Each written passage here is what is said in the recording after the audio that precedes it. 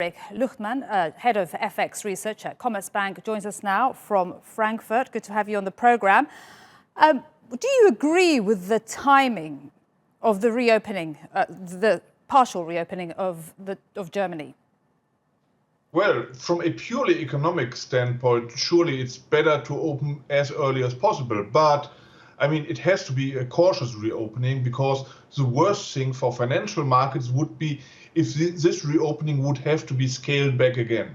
Therefore, from a financial market point of view, it's not so important if you open up a week earlier or later.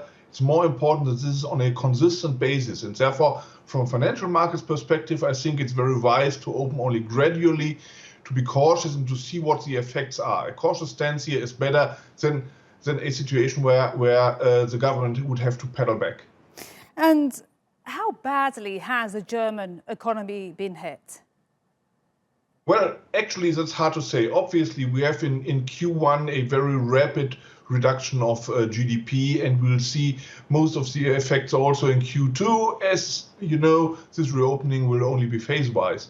But this does not say very much about the most important point, which is how strong the lasting effect will be. Will the German economy, will the European economy come back to the pre-corona growth path, or will there be a permanent effect? That's hard to say.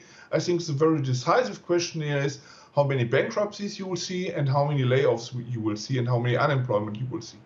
I think the measures that are taken by the government in Germany and in Europe in general are aimed at minimizing this effect, and therefore there's good hope that we don't see a very strong, lasting effect.